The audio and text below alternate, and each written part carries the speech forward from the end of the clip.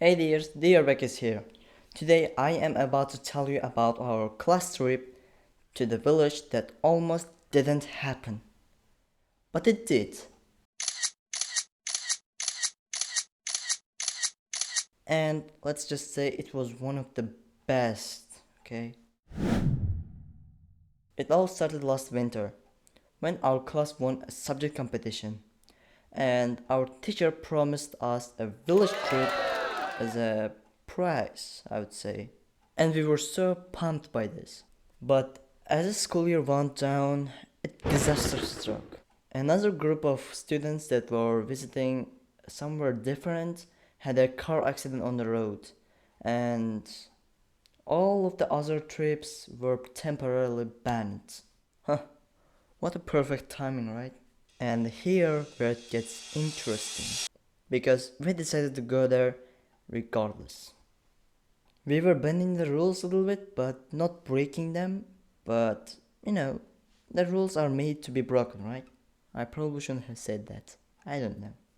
Anyways, 38 out of 42 of us were in, and plus our teacher and 4 or 5 parents with us to control the students. This may be a little risky, but this would definitely be a real adventure. We knew that for sure. By the way, if you're wondering what is this little creature up here, this is my cat. Kitty, kitty, kitty, kitty. The day before trip, we had a massive shopping spree. We had enough food to feed small army, plus 60 eggs. Don't ask why. This was our teacher's idea. And our receipt was longer than my arm, to be honest. It's trip day, 4 in the morning. We all gathered, piled up into cars, and hit the road. 2 hours of driving, some loud music, and a lot of weird things later, we reached our destination. The village was beautiful, right at the edge of our country, but was really cold, which was somewhat expected, to be honest. Good thing we brought some warmer clothes. By the way, it's me over there.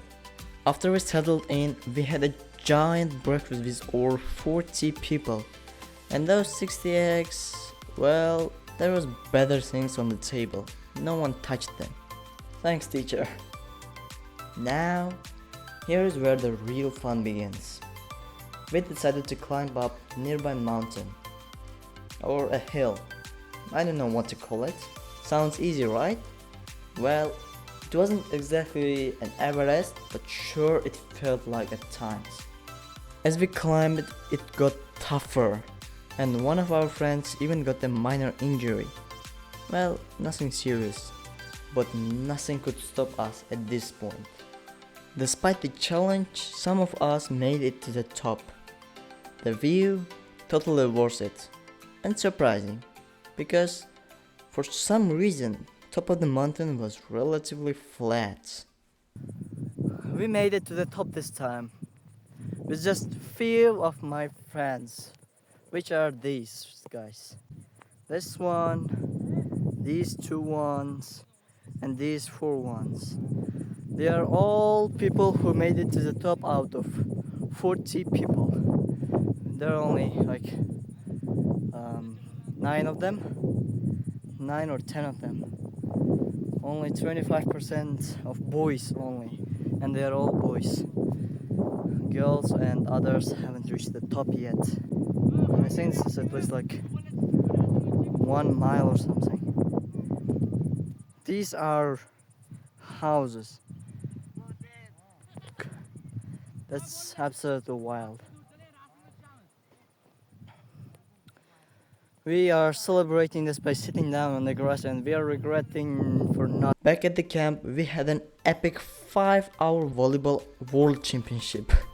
I absolutely have no idea why we played so long. My brain, my full body was in pain after this game. After this insane volleyball game, we started our final mission for the day, cooking shashlik. And I wish some kind of professional chef cooked it, instead of us, because how can I describe that? Let's say Gordon Ramsay wouldn't be really impressed by this meme. As the sun set, we realized we had pulled off a pretty interesting, fun trip. Sure, it didn't went as smoothly as we planned. In fact, we didn't plan anything at all. But it was really interesting and special and memorable trip.